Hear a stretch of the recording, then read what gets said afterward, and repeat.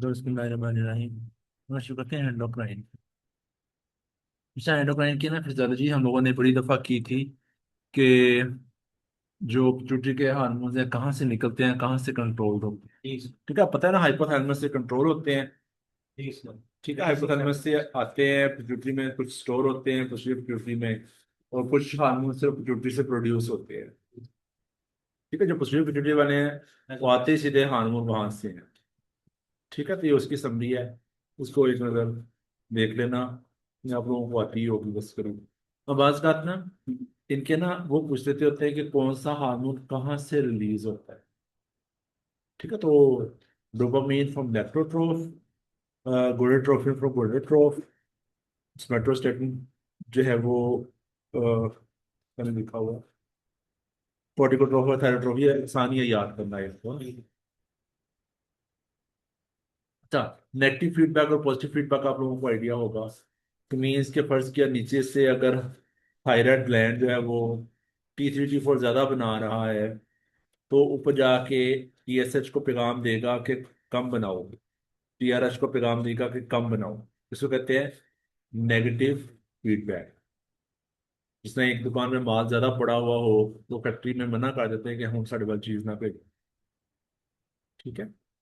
अच्छा, जितने भी हार्मोन्स होते हैं ना, जब वो एक्ट करते हैं ना जाके, तो सेल के ऊपर उनका रिसेप्टर होता है, जो हमने बायोकेमिस्ट्री में बात करी थी, या उनका अंदर मेम्ब्रेन के साइटोप्लाज्म में रिसेप्टर होता है, या न्यूक्लियस के ऊपर रिसेप्टर होता है, डायरेक्ट न्यूक्लियस के ऊपर receptor।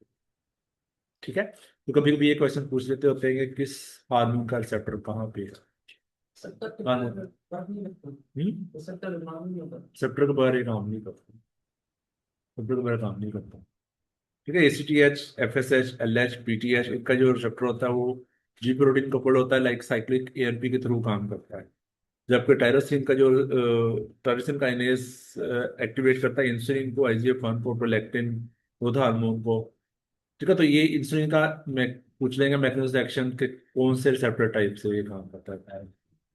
और स्टेरॉइड्स, थायराइड और ग्लूकोकॉर्टिकॉइड्स, इनका जो है ना वो विटामिन डी, ये direct nuclear receptor, direct nuclear receptor.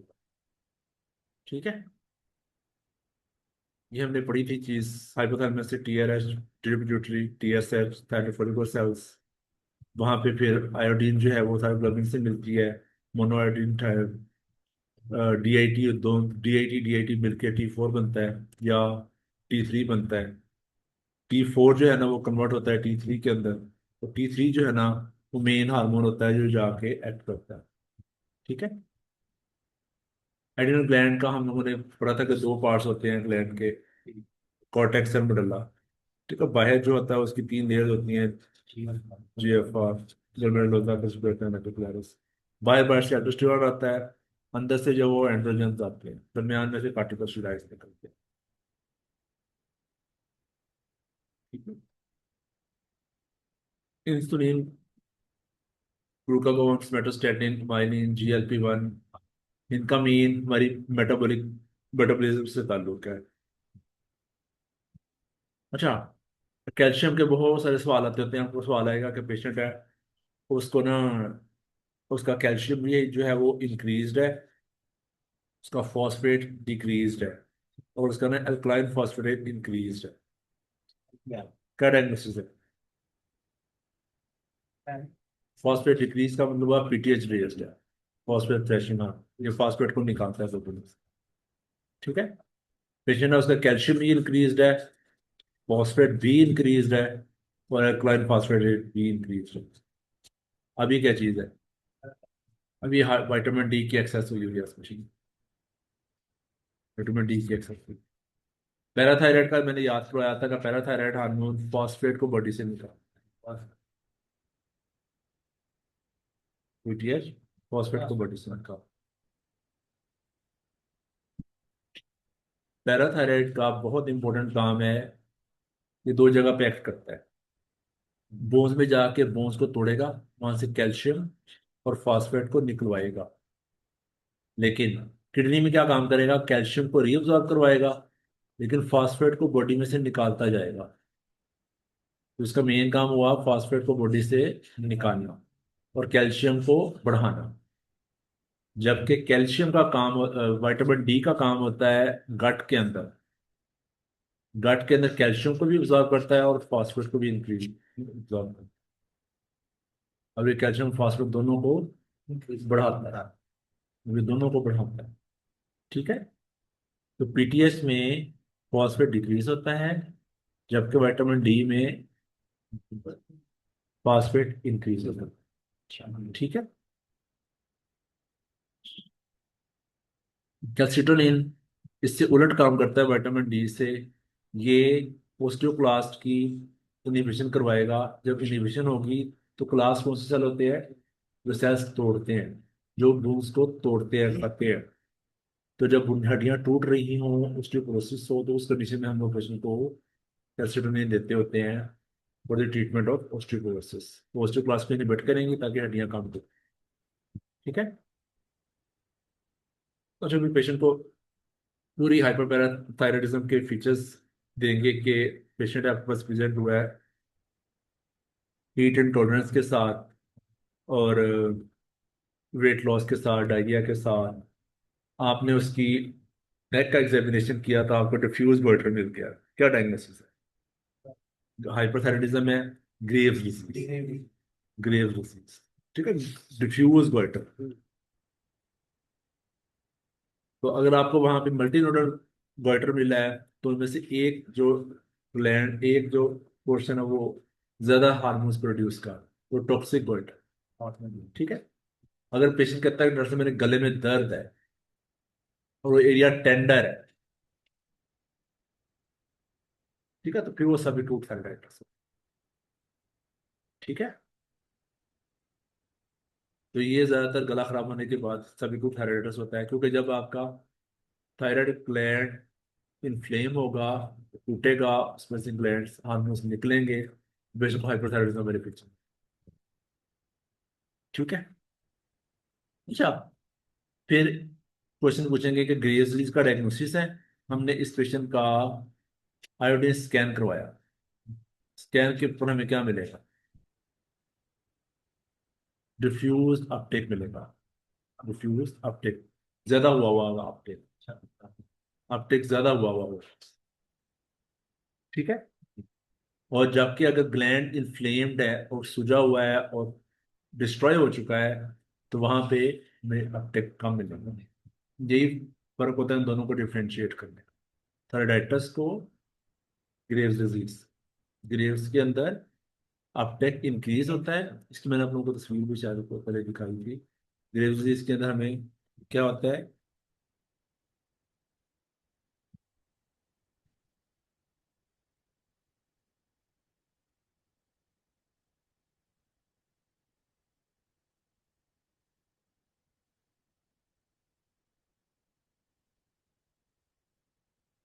पता जा रहा है? ग्लैंड ने ज्यादा उसको, रेडिएशंस को पिक किया है। ठीक है। अब इस तस्वीर के अंदर देखें क्या हो रहा है। इसके अंदर, इसके अंदर ज्यादा पिक किया हुआ है, इसके अंदर थोड़ा पिक किया हुआ है, इसके अंदर एक ने ज्यादा पिक किया, बाकी सारा ग्लैंड डिप्रेस हो गया हुआ है। इस ज्यादा पिक करने वाले ने बाकियों को सप्रेस कर दिया हुआ है। और इसके अंदर देखें मल्टीपल हॉट नड्यूल्स। ठीक है। जब इतना ज्यादा पिक कर रहा है उसको कहते हैं हॉट नड्यूल। नड्यूल का क्वेश्चन भी पास का इम्तिहान में आ जाता है।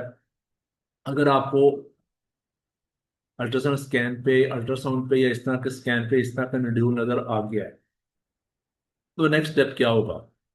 अगर तो वो हॉट नड्यूल है तो उसका हमने कुछ नहीं करा, उसका हमने फिर टीएसएच करवाना है हाइपोथायराइडिज्म को देख। ठीक है। और अगर वो कोल्ड नड्यूल है, वो थायराइड अपटेक नहीं करता, मीन्स कि वो ऊपर से स्कैन नहीं लेता, तो उसकी बायोप्सी जरूर, उसका एफएनए कोल्ड नड्यूल के मेलिग्नेंट होने के चांसेस बहुत ज्यादा। ठीक है। ये बहुत इंपॉर्टेंट क्वेश्चन मैंने बोला है। ये बेसिकली जो हायर एमसी होते हैं ना, इम्तिहान उसमें पूछा जाता होता है। Cold dual could be malignant, वो कैंसर होने के अमकान इसके ज्यादा है। ठीक है। तो ये मल्टी नडुलर गोइटर है। यहाँ पे हॉट नड्यूल्स नजर आ रहे हैं।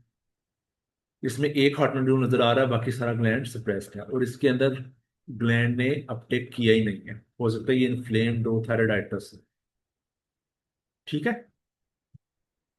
तो थायराइड स्कैन से रिलेटेड अपटेक नहीं था।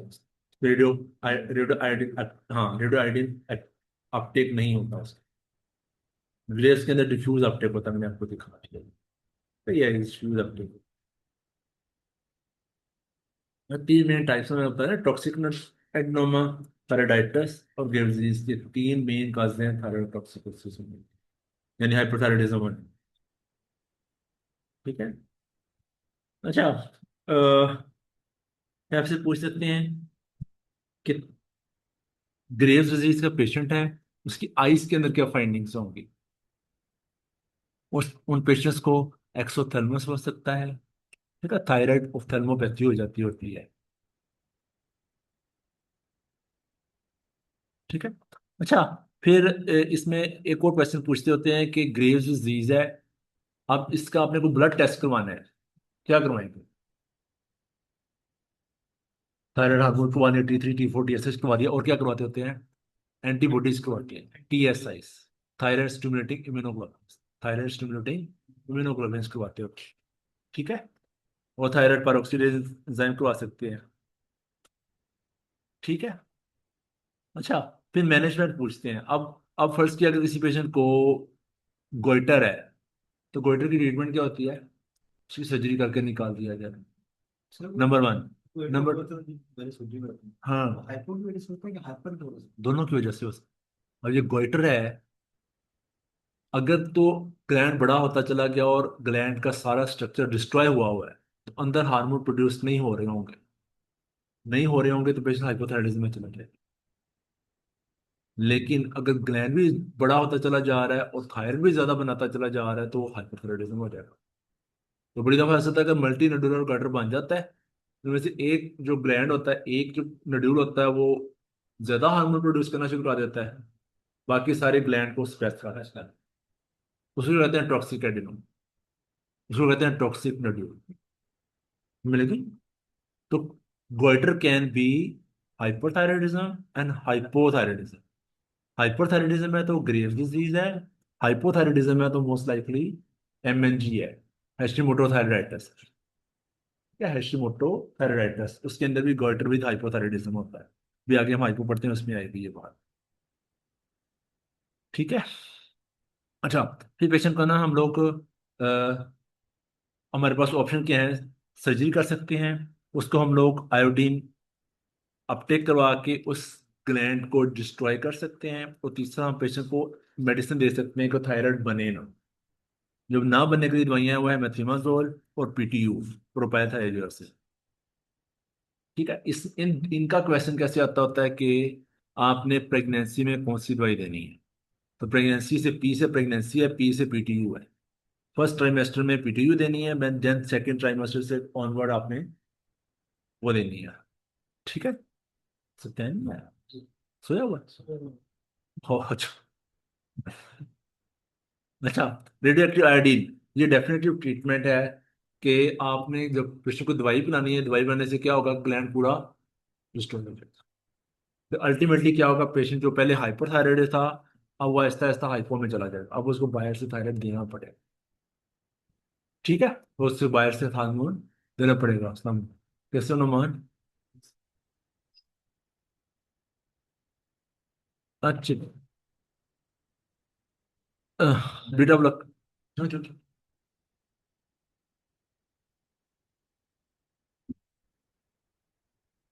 अच्छा, हाइपरथायराइडिज्म की जो सिम्टम्स होती हैं, पेशेंट को गर्मी ज़्यादा लगना, वेट लॉस होना, फीवर होना, उसके लिए हम पेशेंट को सिम्टोमेटिक ट्रीटमेंट के लिए beta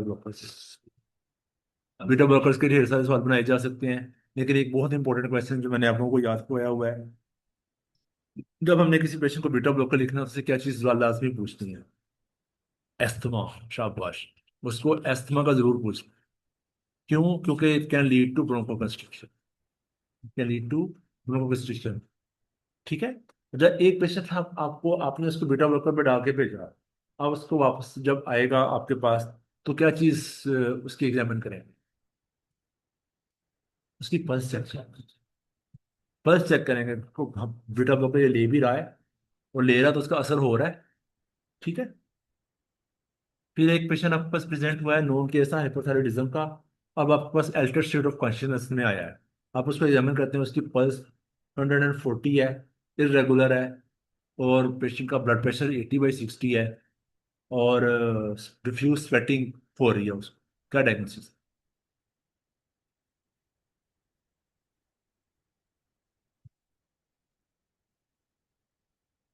thyroid stone. Thyroid crisis में गया हुआ पेशेंट। अगर एक मतलब तो थायराइड ये तो खत्म हो गया उसके बाद उससे बैठ कर थायराइड ना मिले दोबारा से हो सकता है दोबारा से नहीं होगा कोई टेस्ट। नहीं, गोइटर हो सकता है। एक गोइटर हमने सर्जरी कर दी हुई है। हाँ खत्म हो गया है मतलब फिर जो आपके बारे में जिनके थायराइड उसे बाहर से मिले अगर वो उसे ना मिले तो फिर दोबारा से हो सकता है। साफ सा है, क्योंकि ऊपर से टीएसएच इंक्रीज आता रहेगा, टीएसएच जाके पे स्टिमुलेट करता रहेगा। निकलो निकलो निकलो निकलो, फिर दोबारा भी बन सकता है।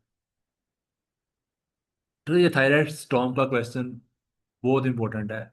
आपको इसको पहचानना आना चाहिए। पेशेंट को फीवर हुआ, टेकार्डिया हुआ, मोमटेन डिलीरियम, हाइपोटेंशन, हाई मोर्टेलिटी। अब देखो, इसमें हम लोग, मैं अगर आपको सिनेरियो में नोन केस ऑफ हाइपरथायराइडिज्म ना बोलूं, तो ये इससे डायरेक्ट आपको थायराइड क्राइसिस, थायराइड स्टोन बनाना बहुत मुश्किल काम होगा। तो इसमें हमारा पहला डायग्नोसिस क्या बनेगा इन इन अलामात के साथ? सेप्सिस। कोई भी इन्फेक्शन हो, पेशेंट को ये सारी सिम्टम्स आ सकती हैं। फीवर होगा, डायकार्डिया होगा, वॉमिटिंग होगी, एल्ट्रोसेंसोरियम होगा, हाइपरटेंशन होगा। तो कोई भी इन्फेक्शन, किसी भी इन्फेक्शन में काम हो सकते हैं। फ्यूकोमासाइटोमा के साथ हो सकते हैं। ठीक है, तो इसका डिफरेंशियल डायग्नोसिस भी यही सेप्सिस ही होता है। हम लोग समझते हैं कि सेप्सिस है, लेकिन पेशेंट को थायराइड, नोन केस है, थायराइड आ गया, या आपको गले में थायराइड नजर आ गया, फिर आपने जरूर सोचना कि थायराइड क्राइसिस। ठीक है, अक्सर औकात ये पेशेंट इमरजेंसी में मिस हो जाते होते हैं कि को बंदा इनको थायराइड क्राइसिस सोचता नहीं है। ठीक है, तो इस कंडीशन में हम लोगों ने, हाइपोटेंशन है तो फ्लूइड लॉस भी देना है, पेशेंट को टैकिकार्डिया है तो हमने बीटा ब्लॉकर्स देने हैं, और थायराइड ज्यादा बन रहा है तो उसके लिए हम लोगों ने पेशेंट को वो जरूर देना है, आयोडीन। ठीक है, और साथ पेशेंट को स्टीराइड्स देने हैं। तो बाज बात शुरू स्टीराइड से करते हो। ठीक है, तो थायराइड क्राइसिस, मुझे याद है मेरा आईएमएम का पेपर था, तो आईएमएम के पेपर में भी ये क्वेश्चन आया हुआ, एफसीपीएस का आईएमएम के अंदर। तो तुम्हें सारी ट्रीटमेंट बता दी, तो मुझे कहते हैं एक ट्रीटमेंट, एक लफ्ज रहता है, तुमने वो नहीं बोला अभी तक। वो स्टीराइड्स सुनना चाह रहे थे, तो स्टीराइड्स। ठीक है, क्योंकि एक ऑटोइम्यून डिजीज हो तो दूसरी ऑटोइम्यून डिजीज साथ ही हो जाती है, एड्रेनल ग्लैंड भी साथ डिस्ट्रॉय हो। अगर हम स्टीराइड नहीं देंगे तो थायराइड भी पूरी तरह ट्रीट नहीं हो पाएगा। ठीक है। अच्छा जी, देन हाइपोथायराइडिज्म। हाइपोथायराइडिज्म की बड़ी इंपॉर्टेंट कॉजेज में से सबसे इंपॉर्टेंट काज होती है हैशिमोटोथायराइडाइटिस, बाकी एडिनोमा, शीहैन सिंड्रोम, हाइपोथैलेमिक ट्यूमर। ठीक है। हैशिमोटोथायराइड का सिनेरियो कैसे आएगा कि पेशेंट है आपके पास, constipation, weight gain, hoarseness of voice, dry skin के साथ आया है, और एग्जामिनेशन पे उसके नेक पे जो है वो गोइटर बना हुआ। और फीचर्स किस चीज के हैं सारे? हाइपोथायराइडिज्म के। Hypothyroidism with neck goitre, diagnosis is Hashimoto's disease. तो इसके अंदर पेशेंट को गोइटर के साथ हाइपोथायराइडिज्म होता है। ठीक है। शीहैन सिंड्रोम का सिनेरियो किस तरह आएगा? एक पेशेंट है, उसको पोस्टमार्टम ब्लीडिंग बहुत ज्यादा हुई, अब वो डिफिकल्टी टू लैक्टेट है, बच्चे को दूध नहीं पिला पाती, कहती है डॉक्टर साहब मेरा दूध आया ही नहीं। ठीक है, तो आप उसके टेस्ट करवाते हैं, उसका टीएसएच भी कम है, टीआरएच भी कम है, उसको एडिसन्स डिजीज भी है। ठीक है, ग्रोथ हार्मोन भी कम है, प्रोलैक्टिन भी कम है। इसका क्या मतलब हुआ? इसका पूरा पिट्यूटरी नेक्रोज हो गया। ये शीहैन सिंड्रोम का स्नेरी। ठीक है। पेशेंट हो, पिट्यूटरी पिट्यूटरी ट्यूमर हो, उसको कौन से वाले विजुअल फील्ड इफेक्ट्स होंगे? बताओ शाबाश। पिट्यूटरी ट्यूमर हो, पिट्यूटरी ट्यूमर हो, ऑप्टिक कौन सा वाला? quiasma हो जाएगा ऑप्टिक बाइटेम्पोरल याजमा, हाँ होगा तो बाइट कौन? टेम्पोरल बाई टेम्पोरल बाइट हेमिन। टेम्पोरल। ये आप लोगों को वर्ड लास्ट भी याद करना है, बाई टेम्पोरल हेमिन होता है, साइडों से उसका नजर नहीं आता। ठीक है। हैशिमोटो के साथ एंटी टीपी और एंटीबॉडी एंटी थायरोग्लोबुलिन एंटीबॉडीज हम लोग करवाते होते हैं। और इसकी ना वो पूछ लेते होते हैं कि बायोप्सी की है, बायोप्सी पे क्या नजर आएगा, तो लिम्फोसिट इन्फिल्ट्रेशन होता है। ठीक है। पेशेंट जब हाइपोथायराइड हो तो उस कंडीशन में हम क्या देते हैं? थायरोक्सिन फॉर लाइफ लॉन्ग देनी होती है। थायरोक्सिन किस टाइम पे देनी चाहिए भाई? इसको कहते हैं सुबह 8 बजे आपने पहला काम करना है वो थायरोक्सिन लेने का काम है। जो हाँ पहला काम आपने करना है वो अपनी गोली खाने का करना है। ठीक है, इसको हमने खाली पेट देना होता है, इसको एंटासिड्स एंटासिड्स के साथ नहीं देना होता। टीबी की न्यूज़ पे। टीबी की दवाइयां भी ऐसे देते हैं। देन अगर पेशेंट को हमें गले पे स्वेलिंग नजर आई है और उसकी ओल्ड एज है, फैमिली हिस्ट्री कैंसर की है और कोल्ड नड्यूल है, तो मैंने क्या कहा था, कोल्ड नड्यूल को तो क्या काम लाजमी करना है? एफएनए बायोप्सी जरूर करना। ठीक है, तो बायोप्सी पे हमें कौन से कैंसर के अमकाना सबसे ज्यादा है, ये क्वेश्चन आता होता है। Papillary carcinoma. थायराइड कैंसर चार तरह का होता है, पेपिलरी, फॉलिकुलर, मेडुलरी और एनाप्लास्टिक। ठीक है। Papillary carcinoma is the most common variety of the thyroid carcinoma. ठीक है। इनमें से जो एनाप्लास्टिक है इसकी जो अ, वो है वो सबसे ज्यादा है, क्या कहते हैं उसको, प्रोग्नोसिस। प्रोग्नोसिस सबसे ज्यादा पुअर है। बाकी का प्रोग्नोसिस कुछ बेहतर है। इनमें से जो मेडलरी कार्सिनोमा थायराइड है इसकी एसोसिएशन है मेंटूस के साथ। वो इनके से इतने इतने वर्ड्स आप लोगों ने याद रखा। ठीक है। पेपिलरी जो है सबसे कॉमन है, मेडलरी मैन के साथ एसोसिएटेड है, multiple endocrine neuropathic neuroplegia. Neuroplegia के साथ, और एनाप्लास्टिक की प्रोग्नोसिस पुअर होती है। ठीक है, ये वर्ड आप लोगों ने याद है। नेड्यूल का वर्क मैंने आपको बता दिया। टीएसएच लो है, हॉट नेड्यूल है तो बिनाइन होगा मोस्ट लाइकली। और अगर पेशेंट को वहाँ पे अ, वो है कोल्ड नेड्यूल है तो आपने उसका अल्ट्रासाउंड लाजमी करना, अल्ट्रासाउंड और एफएनए लाजमी करना। अच्छा जी, अब जिस तरह मैंने पहले आपको कैल्शियम मेटाबॉलिज्म बताया, मैं दोबारा फिर उसको दोबारा टेस्ट करूंगा। वो कैल्शियम का सवाल अक्सर औकात इम्तिहान में आ जाता है। एक पेशेंट आपके पास प्रेजेंट हुआ है टेकिकार्डिया के साथ, ब्लड प्रेशर उसका लोअर साइड के ऊपर 90/60 है, और आप उसकी लैब्स करवाते हैं तो आपको कैल्शियम लेवल जो है वो इंक्रीज मिलता है, और उसका फॉस्फेट लेवल आपको डिक्रीज मिलता है, और अल्कालाइन फॉस्फेटेज उसका इंक्रीज मिलता है। क्या डायग्नोसिस? हाइपोपैराथोनिक। हाइपो के hyper? Hyper parathyroid. PTH increased है। सूडो सूडो में तो एएलपी इंक्रीज होता है। Pseudo pseudo hyper, hyper. Pseudo hypothyroid पे भी आते हैं। पहले एक हाइपर को याद कर। Most common cause of hypercalcaemia is hypothyroid. अब हाइपरकैल्सीमिया के साथ टैकिकार्डिया और हाइपोटेंशन की हो, ये बताओ। अगर कैल्शियम जाके आपके किडनीज में जाके डिपॉजिट होगा, किडनीज जो है वो यूरिन रोक नहीं सकेंगे, पेशेंट को बार बार यूरिन आएगा, डायबिटीज इंसिपिडस हो जाती है, नेफ्रोजेनिक डायबिटीज इंसिपिडस हो जाती है। याद आई? हाई इस वजह से इन पेशेंट्स के अंदर पोलीयूरिया होता है। पोलीयूरिया की एक important cause is diabetes insipidus, hypercalcaemia. ठीक है, इस वजह से ये पेशेंट डिहाइड्रेटेड होते हैं। इस वजह से अगर आपको हाइपरकैल्सीमिया का सिनेरियो आया है तो पहली ट्रीटमेंट क्या होती है? फौरी तौर पर पेशेंट को आईवी फ्लूइड लगना। अगर सिनेरियो के अंदर आपको हाइपोटेंसिव टैकिकार्डिया दिया हुआ है ना और ट्रीटमेंट पूछी हुई है तो आईवी फ्लूइड सबसे पहला ट्रीटमेंट होगा। ठीक है। और अगर पीटीएच रिलीज कहाँ से होता है? ग्लैंड से। वो ग्लैंड कहाँ पे पड़ा होता है? थायराइड के पीछे। Thyroid means parathyroid means thyroid के पीछे पड़ा हुआ है। पैराथायराइड मीन्स थायराइड के पीछे पड़ा हुआ है। ठीक है, तो उसका ट्यूमर अगर है तो ट्रीटमेंट क्या होगा? सर्जरी करके निकाल दो, सर्जरी करके निकाल दो, वरना फिर उसको टोटल थायराइड। 4 ग्लैंड होते हैं। कोशिश तो करनी चाहिए कि जो ट्यूमर वाला है उसी को निकाला गया। बाकी इससे ना कैल्सिएट और बिस्फोस्फोनेट भी दिए जा सकते हैं जी।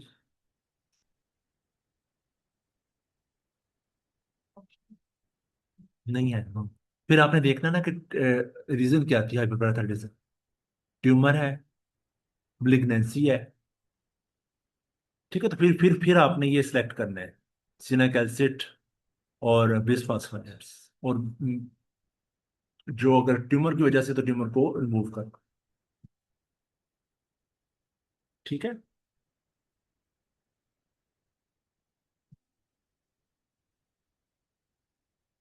सेकेंडरी हाइपरपेराथाइरोडिज्म की बहुत इंपॉर्टेंट काज है chronic kidney disease. Chronic kidney disease में होता क्या है, आपकी किडनी जब काम नहीं करते तो फॉस्फेट बॉडी से निकलता नहीं। जो फॉस्फेट निकलेगा नहीं, वो जाके पीटीएच को कहेगा निकालो। पीटीएच कैल्शियम की तरह एक्ट करेगा, वहां पे जाके हाइपोकैल्सीमिया की तरह एक्ट करेगा, वहां से पीटीएच को निकालेगा। इसको हम कहते हैं सेकेंडरी हाइपर पैराथाइरोडिज्म। ठीक है, जब पेशेंट लंबे अरसे तक हाइपर पैराथाइरोड रहता है, तो पैराथाइरोड ग्लैंड को लगता है कि मैं ही ना बढ़ावा दूं ज्यादा निकालने के लिए, तो उसके अंदर एडिनोमा प्रोड्यूस हो जाता है। इसको हम क्या कहते हैं, जब उसके अंदर एडिनोमा प्रोड्यूस हो जाता है ड्यू टू सेकेंडरी, उसको क्या कहते हैं, टर्शियरी हाइपर पैराथाइरोड। ठीक है। पहले तो नीचे से स्टिमुलस मिल रहा था ना, तो पीटीएच रिलीज हो रहा था फास्फेट की वजह से। अब पैराथाइरोड ग्लैंड क्या करता है, मैं खुद ही निकालना शुरू कर देता है, वहां पे एडिनोमा बन जाता है। इसको कहते हैं टर्शियरी हाइपर। ठीक है। प्राइमरी के अंदर एडिनोमा मौजूद है, पहले से ही मौजूद है।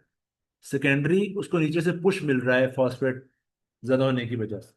टर्शियरी के अंदर secondary lead to tertiary. National syndrome ये नहीं, national syndrome is different thing. National syndrome क्या होता है कि पेशेंट जो होता है, उसकी हमने की एड्रिनल एक्टोमी, एड्रिनल ग्लैंड निकाल दिया उसका। ठीक है, जब निकालेंगे तो पेशेंट को जो है वो ऊपर से, जो कि एड्रिनल ग्लैंड है नहीं, तो ऊपर से एसीटीएच ज्यादा आता जाएगा। एसीटीएच के साथ एक हार्मोन होता है, एमएसएच, मेलानोसाइट स्टिमुलेटिंग हार्मोन। तो मेलानोसाइट स्टिमुलेटिंग हार्मोन जो होता है, वो उसका काम होता है मेलानिन पिगमेंट बनाना। मेलानिन पिगमेंट ज्यादा होगा तो क्या होगा, उसका रंग काला होता जाएगा। उसके अंदर ये होता है, ये नहीं नेल्सन सिंड्रोम। बाइलेटरल बाइलेटरल एड्रेनालेक्टोमी में होता है ये। ठीक है, ये इसके साथ कंफ्यूज नहीं करना आप लोगों ने। प्राइमरी सेकेंडरी और टर्शियरी का डिफरेंस आप लोगों को आना चाहिए। प्राइमरी के अंदर इटसेल्फ ग्लैंड में शुरू में ट्यूमर है। सेकेंडरी मींस नीचे से फास्फेट ज्यादा होने की वजह से, किडनी डिजीज की वजह से सेकेंडरी हुआ है। अभी मैं लैब्स देख रहा था, एक पेशेंट की आईपीटीएच करवाया हुआ था। आईपीटीएच मतलब इंटैक्ट पीटीएच लेवल करवाया हुआ था। तो नेफ्रोलॉजी वाले अब करवाते होते हैं अक्सर औकात, ये देखने के लिए पेशेंट को सीक्रेट है क्या नहीं। अब यही पीटीएच जब इंक्रीज होगा, जाके बोन्स पे हमला करेगा, ओस्टियोक्लास्ट को एक्टिवेट कर देगा, बोन्स को तोड़ेगा, बोन्स की जब्सन। तो बोन्स टूटेंगी तो उसको क्या कहते होते हैं, बोन एक्लिंग डिजीज, ओस्टियाइटिस फाइब्रोसा सिस्टिका। ठीक है, तो सीकरी के पेशेंट में बोन्स कमजोर हो जाती होती है। ठीक है। अगर यही पीटीएच मौजूद ना हो, तो पेशेंट की क्या क्या चीजें आएंगी, उसकी कैल्शियम को क्या होगा, कैल्शियम डिक्रीज। पीटीएच को क्या, फास्फेट को क्या होगा, इंक्रीज, क्योंकि फास्फेट को निकालने वाली चीज नहीं है। ठीक है, जो कि कैल्शियम नहीं है, इसके अलावा सारी कैल्शियम से जुड़ी हुई है। तो कैल्शियम नहीं है, तो कैल्शियम हमें कहाँ कहाँ चाहिए, कैल्शियम हमारे नर्व्स को चाहिए, हमारे मसल्स को चाहिए, हमारे ग्लैंड्स को चाहिए। जहाँ पे भी कुछ सिक्रीशंस होनी है, कोई एक्शन पोटेंशियल आना है, याद आया, इन सारी चीजों के लिए कैल्शियम चाहिए। तो मसल्स जो होते हैं वो सारे क्या हो जाते हैं, हाइपर एक्टिव हो जाते हैं। ठीक है, तो टेटनी होती है, पेरियोल पेरेस्थीसियास होते हैं, कार्पोरियल स्पैज्म होता है, शॉर्ट साइन होता है, ट्रोशियस साइन होता है। ठीक है, ट्रोशियन सब की डेफिनेशंस एक एक करके एग्जाम में आ सकती है। ठीक है, कि पेशेंट का हमने बीपी कफ लगाया है, उसका हार्ट टेटनी में चला गया, क्या डायग्नोसिस है, ट्रोशियस साइन। ट्रांजिशन। ठीक है, पेशेंट आपको इमरजेंसी में प्रेजेंट हुआ है, हाइपर वेंटिलेट कर रहा था, आपने उसको थोड़ी देर इग्नोर किया, तो उसके अटेंडेंट्स आए कि डॉक्टर साहब मुझे हाथ पैर मोड़ रहे हैं, क्या हुआ उसको, आपको भी कब कपिलर स्पैज्म हो गया, क्योंकि जब ज्यादा सांस लिया तो क्या हुआ, कार्बन डाइऑक्साइड निकली, कार्बन डाइऑक्साइड निकली तो क्या हुआ, अल्कोसिस हो गया। जब अल्कोसिस हुआ तो क्या हुआ, जो कैल्शियम है वो बाउंड फॉर्म में कम होगा, कैल्शियम कम हुई तो डेथ कम होगा। इसी वजह से बड़ी दफा इमरजेंसीज के अंदर जो पेशेंट्स जो वो होते हैं ना, जिनको हम लोगों ने फंक्शनल बनाया होता है, ऐसे जिसको हमने कहा था ड्रम ने काटा पिया, या हर वो पेशेंट जिसका सांस खराब है, एस्थमा है, सीओपीडी है, उन पेशेंट में जरा कम होता है क्योंकि उनमें पहले से CO2 ज्यादा होती है। सीओपीडी में CO2 पहले ज्यादा होती है, उनके अंदर प्रोसेस होती नहीं है। लेकिन एक पेशेंट जो ड्रामा देते पैसे एकदम साफ खराब हो गया, जब कोई वैलेंटाइन डे था कोई उल्टा सीधा मैसेज आ गया तो वो सांस खराब होकर हॉस्पिटल पहुंचा उसका। ठीक है ना। तो इस मौके पे बड़े इस तरह के पेशेंट्स आते हैं। ठीक है। तो हाइपोकैल्सीमिया उसको बेसिकली क्या हुआ है, डॉक्टर साहब उसी के अंदर कुछ है नहीं, इसको तो हाथ पांव टेढ़े हो रहे हैं। फिर हम क्या करते हैं कि उसको कहते हैं लिफाफा लो, उसके अंदर सांस लो। लिफाफे में सांस लेने से क्या होता है, वो जो कार्बन डाइऑक्साइड बाहर निकाली होती है वो वापस खींच रहा होता है। ठीक है। तो हम पेशेंट की ट्रीटमेंट में हाइपोकैल्सीमिया की कैल्शियम देंगे, कैल्शियम ट्रायोल दे सकते हैं, डायरेटिक्स दे सकते हैं। थायराइड का काम क्या होगा, ये कैल्शियम को किडनी से खींचता जाएगा। ठीक है। ये सारी की समरी है। कैल्शियम के इंक्रीज होने की one of the most important reason cancer की। सबसे कॉमन काज प्राइमरी हाइपोथायराइडिज्म है। Second most common cause is malignancy.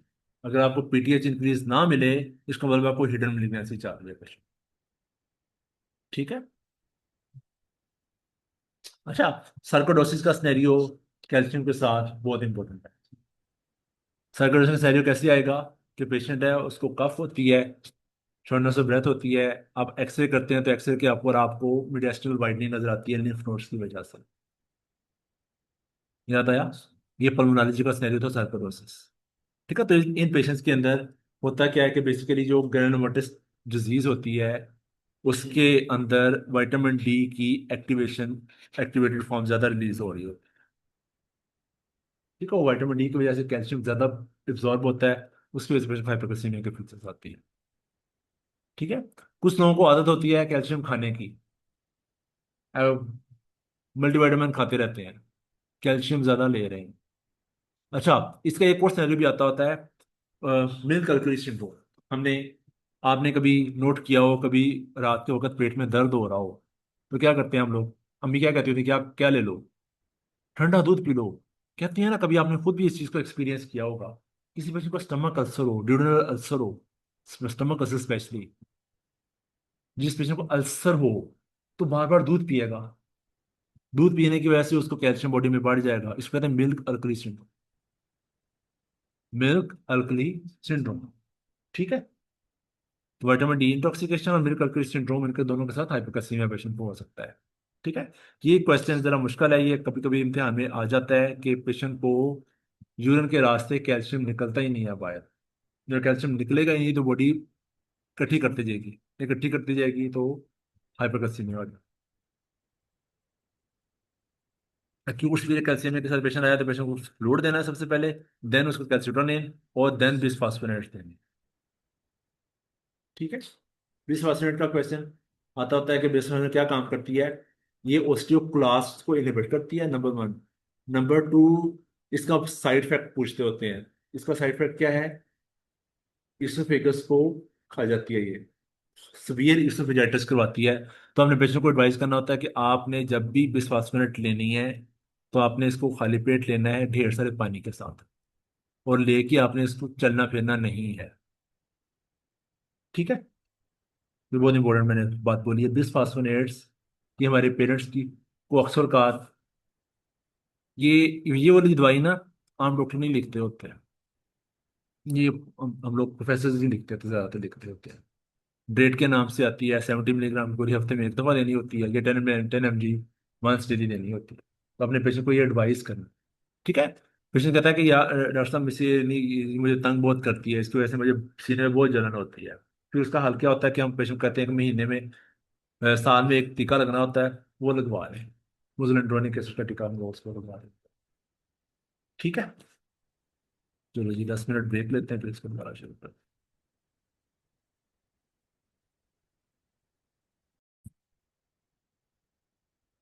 बिस्मिल्लाहिर्रहमानिर्रहीम। अच्छा, फिर आता है एड्रिनल ग्लैंड से रिलेटेड क्वेश्चंस। ठीक है, एड्रिनल ग्लैंड जैसे आपको पता है कि कैसे कंट्रोल होता है। ऊपर, सबसे ऊपर होता है सीआरएच, कॉर्टिकोट्रोपिन रिलीजिंग हार्मोन। उसके बाद पिट्यूटरी में से निकलता है एसीटीएच। ठीक है, इसलिए जाके फिर आपके एड्रिनल ग्लैंड को स्टिमुलेट करता है। ठीक है, एड्रिनल ग्लैंड के जो बाहर वाले पोर्शन है उसको एसीटीएच कंट्रोल करता है। जबकि अंदर जो फियोक्रोमोसाइटोमा, ये जो अंदर मेडल्ला है, वो under the influence of autonomic nervous system होता है।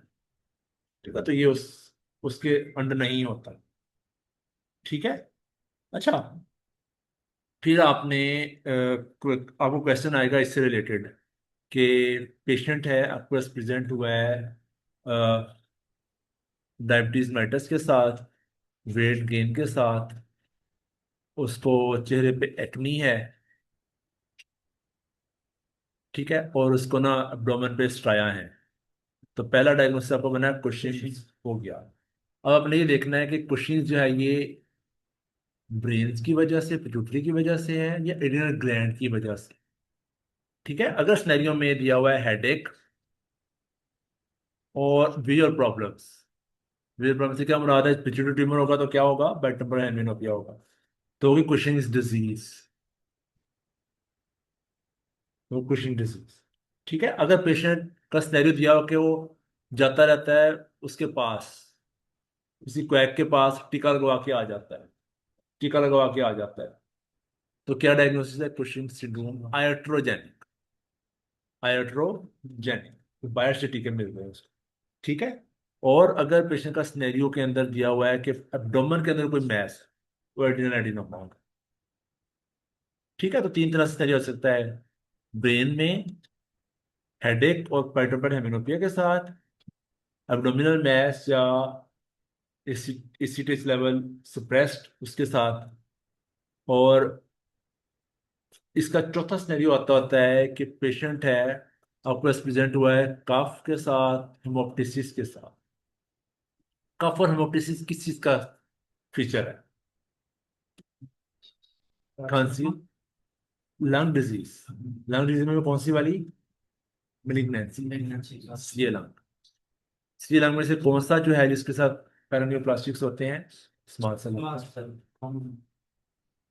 स्मॉल सेल लंग कार्सिनोमा के साथ पेशेंट कुछ नहीं भी हो सकता।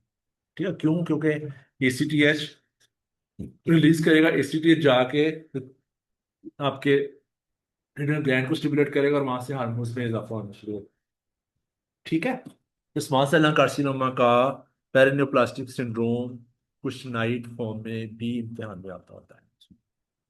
ठीक है।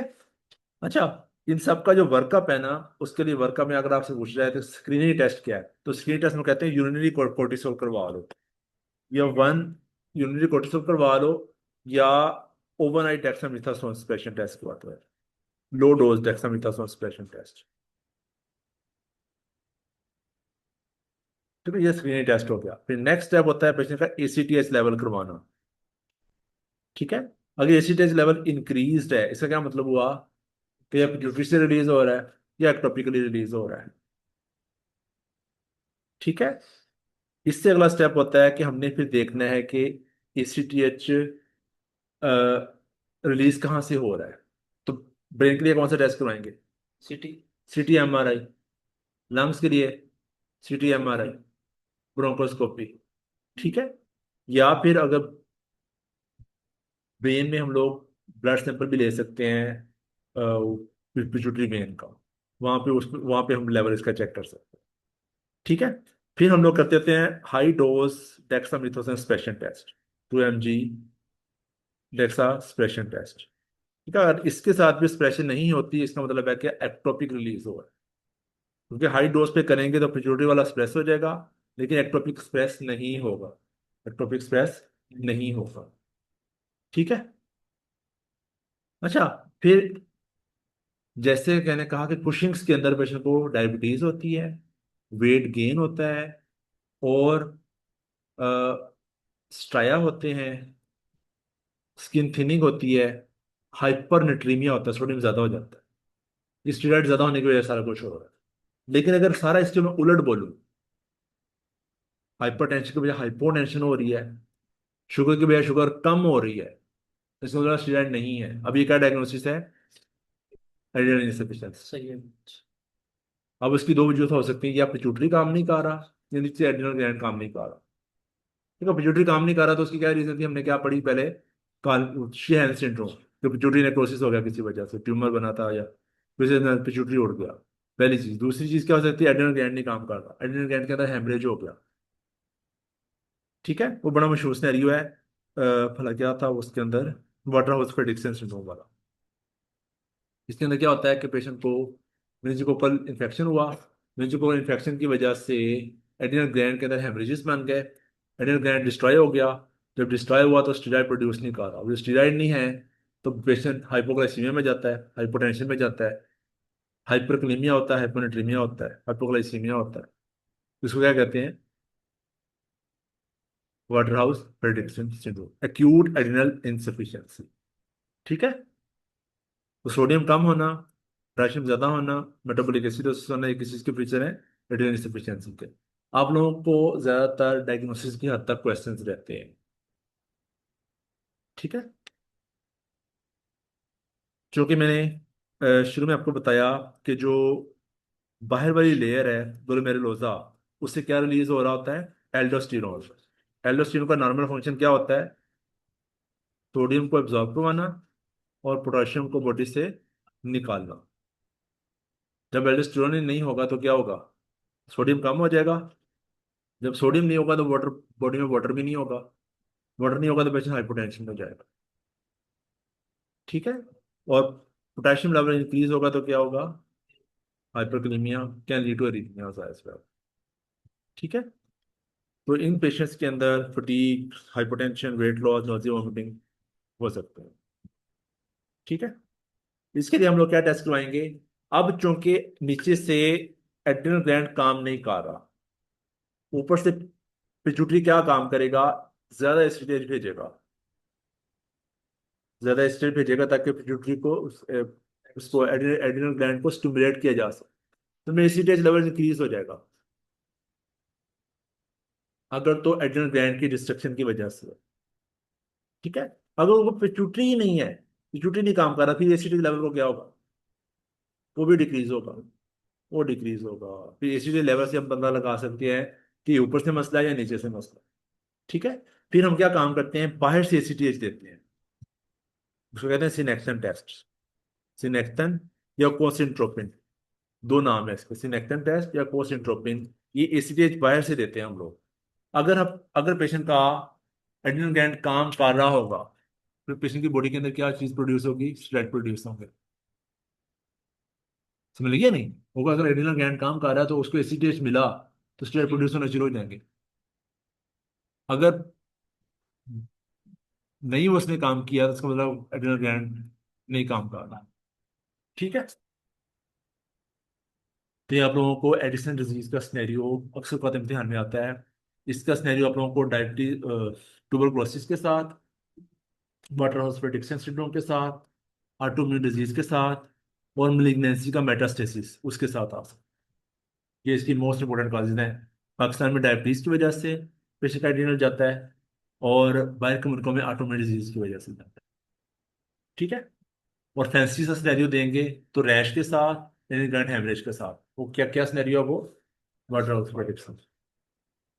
कंजेनिटल एड्रिनल हाइपरप्लेजिया में जो 21 हाइड्रोक्सी डेफिशिएंसी है, ये सबसे कॉमन है। इसके अंदर होगा क्या? बच्चे के अंदर जो जेनेटिलियाज होंगे एम्बिगुअस होंगे।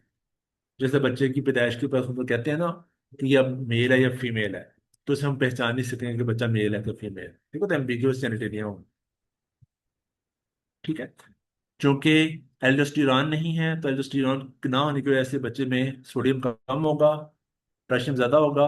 सोडियम नहीं है तो वाटर आएगा नहीं, वाटर नहीं आएगा तो हाइपोटेंशन की वजह से शॉक में पाए।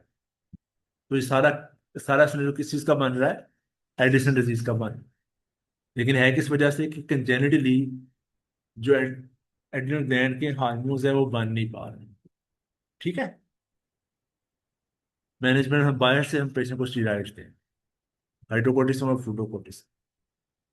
अच्छा, अगर यही पेशेंट एड्रिनल ग्लैंड है उसके अंदर अलग से ट्यूमर प्रोड्यूस हो गया, या अब ये ज्यादा एल्डोस्टेरोन प्रोड्यूस करना शुरू कर दिया है इसने, जब ज्यादा एल्डोस्टेरोन आएगा तो सोडियम को क्या होगा, मार्केटली इंक्रीज होगा, पोटेशियम को क्या होगा, डिक्रीज होगा। ठीक है, जब सोडियम ज्यादा होगा, वाटर ज्यादा रिटेन करेगा, तो पेशेंट को क्या हो जाएगा, हाइपरटेंशन। तो इसका सिनेरियो आपके पास आएगा कि पेशेंट को हाइपरनेट्रीमिया है, अनकंट्रोल्ड हाइपरटेंशन, अनकंट्रोल्ड हाइपरटेंशन। ठीक है, और उसका रीनल लेवल डिक्रीज है। ठीक है, तो इस पेशेंट को के लिए हम लोग कौन सा टेस्ट करवाएंगे, एब्डोमिनल अल्ट्रासाउंड, सीटी स्कैन, ढूंढने के लिए कि एड्रिनल ग्लैंड के अंदर ट्यूमर तो नहीं बना हुआ। ठीक है, तो कॉन्फर्मेटरी टेस्ट हम करवा सकते हैं पेशेंट का, और sodium load test, line infusion test, subtotal test, adrenal veins sampling की जा सकती है, वहाँ पे हम लोग उस पेशेंट का ये एल्डोस्टेरोन रेनल लेवल करवा सकते हैं। ठीक है।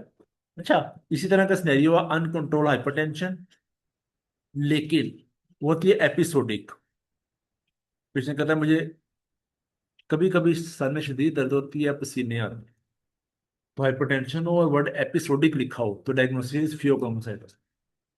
फियोक्रोमोसाइटोसिस से मैंने क्या चीज कही थी कि जो एड्रिनल ग्लैंड है उसका जो अंदर वाला पार्ट है मडल्ला, वहां का ट्यूमर है। तो मडल्ला मैंने आपको कहा था किसके अंडर है, ऑटोनोमिक नर्वस सिस्टम के अंडर आता है। देखो, तो पेशेंट को हाइपरटेंशन paroxysmal होती है, मीन्स कभी कभी होती है, हेडेक, डायफ्रीसिस, घबराहट, डायफ्रीसिस मतलब ठंडे पसीने आना, घबराहट होना, पैल्पिटेशन, दिल की धड़कन का ज्यादा हो जाना, एंजाइटी, ऑर्थोसिटिक हाइपोटेंशन। ये सारी सिम्टम्स कैसी होती हैं, कभी कभी होती हैं। ठीक है, तो इसमें हम पेशेंट के हम लोग यूरिन के अंदर या उसके प्लाज्मा के अंदर मेटानेफ्रेंस या उसके जो डेरिवेटिव्स हैं वो देखते हैं। ठीक है। अच्छा, अब इस पेशेंट को चूंकि है हाइपरटेंशन है, तो पहली चीज आती है कि इसको बीटा ब्लॉकर ना दे दें इसकी ब्लड प्रेशर की ट्रीटमेंट के लिए। नहीं, टैकिकार्डिया है, उसमें भी हार्ट रेट कम करने के लिए हमें बीटा ब्लॉकर देना पड़ता है। इसमें हम लोगों ने अल्फा ब्लॉकर पहले दिया। ये आप लोगों ने कई जगह पे एमसीक्यू में पढ़ी भी होगी ये बात। तो फिर कमर्शियल की ट्रीटमेंट हमने करनी है, सर्जरी करनी है, उस पेशेंट की हाइपरटेंशन कंट्रोल करनी है, तो हमने क्या करना है कि अल्फा ब्लॉकर पहले देना है, देन उसको बीटा ब्लॉकर। ठीक है। अच्छा जी, पिट्यूटरी ट्यूमर मैंने आपको सिखा दिया कि एक खातून है आपके पास प्रेजेंट हुई है, कहते डॉक्टर साहब बेटा तो मेरा 2 साल का हो गया लेकिन अभी छाती में से दूध आना शुरू हो गया, बगैर किसी रीजन, मुझे सर में दर्द रहता है। आप उसका कौन सा एग्जामिनेशन करें, उसका बियर फील्ड का चेक करें, बाई टेम्पोरल हेमिनोपिया देखें, उसका कौन सा टेस्ट करवाएंगे, एमआरआई करवाएंगे ब्रेन में पिट्यूटरी देखने के लिए, उसका प्रोलैक्टिन लेवल करवाएंगे। ठीक है। इसी तरह स्नेरियो है कि पेशेंट आपके पास प्रेजेंट हुआ है, कहते हैं मेरी ना हड्डियों में दर्द होना शुरू हो गया और मुझे जूता पूरा नहीं आ रहा। ठीक है, मेरे सर में शदीद दर्द होता रहता है, रोता है रात को। डायग्नोसिस क्या है, एक्ट्रोमेगाली। हाथ बड़े बड़े हो गए हैं, पाँव बड़े बड़े हो गए हैं। आप जब हमारी हड्डियां जुड़ी नहीं ना होती है, हमारी एपिफिजियल जो प्लेट होती है वो पूरी तरह ओसिफाई नहीं हुई होती, तो बच्चा ऊपर की तरफ बढ़ता है। जब हम लोग 16-17 साल के होते हैं तो हमारी हाइट कंप्लीट हो जाती है। अगर उसके बाद भी ग्रोथ हार्मोन रहता है ना बॉडी के अंदर, उसके बाद ग्रोथ हार्मोन अगर ज्यादा हो तो हड्डियों को साइडो वाइज चौड़ा करना शुरू कर देता है। इस वजह से इनके हाथ बड़े होते हैं, चेहरा आगे की तरफ आ जाता है, माथा आगे की तरफ आ जाता है, हार्ट बड़ा हो जाता है। हार्ट बड़ा होगा तो हार्ट फेलियर होगा। ठीक है, ग्लैंड्स बड़े होंगे तो उनके अंदर कार्सिनोमा होने का चांस इंक्रीज हो जाएगा। ठीक है, स्वेट ग्लैंड्स बड़े होंगे तो पेशेंट को पसीना ज्यादा आएगा। ठीक है, तो ब्रेन के अंदर ट्यूमर बनाया तो वर्टेब्रल हेमिनोपिया होगा, तो that is acromegaly due to growth hormone excess. ठीक है, इन पेशेंट्स की डायग्नोसिस के लिए हम क्या करवाते होते हैं, ओजीटी करवाते हैं। ओजीटी हम देने हम जब 22 जब ग्लूकोज दें ना तो पेशेंट को इंसुलिन रिलीज होता है। तो इनके अंदर क्या होगा कि जो ग्रोथ हार्मोन जो है वो एक्सप्रेस नहीं हो पाएगा। बाहर से ग्लूकोज देने के बाद ग्रोथ हार्मोन को कम हो जाना चाहिए था, वो कम नहीं हो, क्योंकि वो एक्टोपिकली रिलीज हो रहा है। ठीक है, ग्रोथ हार्मोन, कॉर्टिसोल, एड्रिनलिन, इनको हम कहते हैं ये हमारे क्या है, स्ट्रेस हार्मोन्स है। जब बॉडी में स्ट्रेस आती है इंक्रीज हो। इस वजह से जिन पेशेंट्स को शुगर स्ट्रेस रहती है उनको शुगर होने के इम्कान ज्यादा होते हैं। ये कोर्टिसोल ने ग्लूकोनियोजेनेसिस करवा दी है। इस वजह से जब आप स्ट्रेस में ज्यादा रहते हैं आपको शुगर ब्लड प्रेशर होने के इम्कान ज्यादा होते हैं। ठीक है। जो कि जी, स्ट्रेस को कंट्रोल कैसे किया जाए? स्ट्रेस की अंडरलाइन कॉज को देखा जाए ना, किस वजह से स्ट्रेस हो। पीएमडीसी की वजह से स्ट्रेस हो रहा है। अच्छा, मैंने ना एक जगह एक चीज पढ़ी थी कि बड़ी दफा आपकी जो एंजाइटी की बहुत बड़ी रीजन पता क्या होती है? कि आप कोई काम करना चाहते हैं और आप वो कर नहीं पा रहे। ठीक है, आप उस काम के लिए कोशिश करते हैं तो आपकी एंजाइटी कम हो जाती है। आपकी एंजाइटी होती है उस वक्त तक है जब तक वो आपको खुद काम नहीं करते। मीन्स के ना, आपको एंजाइटी हो रही है, उस वक्त एंजाइटी होगी जब आप पढ़ेंगे नहीं। जब आप पढ़ रहे होंगे आपकी एंजाइटी कम हो जाएगी। समझ नहीं? तवज्जो इस तरफ चल रही हाँ। तो एंजाइटी होती उस वजह से होती है कि इस काम को मैं कर सकता था और मैंने नहीं किया। उस वजह से एंजाइटी ज्यादा होती है। बहुत ज्यादा पढ़ के आप फेल भी हो जाते हैं, और रीजनेबल पढ़ के आप पास भी हो जाते होते हैं। इस वजह से इस चीज को पहले इस चीज को निकालना चाहिए जहन से कि मैं जो है वो बहुत ज्यादा पढ़ के पास हो जाऊंगा। लेकिन लेकिन पास होने के लिए पढ़ना जरूरी। लेकिन अगर पढ़ के फेल होंगे खुदा ना खास्ता, तो कम से कम आपको ये वाली एंजाइटी नहीं हो। फिर उस पर पछतावा वो जरा डिफरेंट तरह का होता है। ठीक है। अच्छा, हमारा ना आ- आखिरी सिनेरियो है एडीएच से related. ADH means anti diuretic hormone. Diuresis means kidney से क्या आना था? यूरिन ज्यादा आना था। तो उसने फ्लूइड को पकड़े रखा अपने पास। फ्लूइड को जब पकड़ी रखा अपने पास तो बॉडी के अंदर सोडियम जो है वो डिल्यूट हो गया। तो पेशेंट को आएगा हाइपोनेट्रीमिया के साथ। ठीक है, इसको कहते हैं SIADH। एडीएच ज्यादा हुआ हुआ है बॉडी के अंदर। अब यही एडीएच अगर मौजूद ही ना हो तो किडनी से क्या होगा? यूरिन ज्यादा आएगा, डायलिसिस ज्यादा होगा। अब ये एडीएच दो तरह से कम हो सकता है कि या ब्रेन से ही नहीं आ रहा या किडनी में काम नहीं कर पा रहा। जब ब्रेन से नहीं आ रहा उसको कहते हैं सेंट्रल डायबिटीज इंसिपिडस, और किडनी में काम नहीं कर पा रहा उसको कहते हैं नेफ्रोजेनिक डायबिटीज इंसिपिडस। ठीक है। इन दोनों को हम डिफरेंशिएट कैसे करते हैं? सेंट्रल के अंदर चूंकि किडनीज नॉर्मल होते हैं, अगर मैं बाहर से एडीएच दूंगा तो पेशेंट को यूरिन को क्या हो जाएगा? बेहतर हो जाएगा, उसका यूरिन कम हो जाएगा, शाबाश।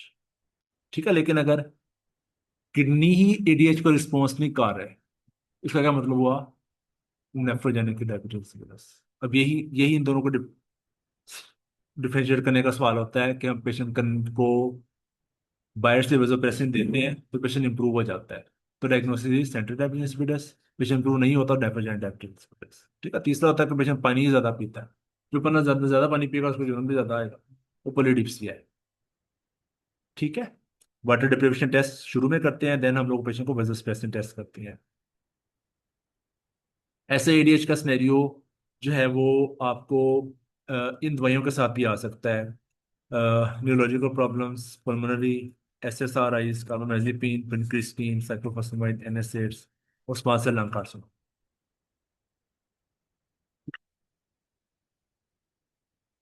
चलो जी, 5 मिनट ब्रेक लेते हैं, फिर आपसे बात करूंगा।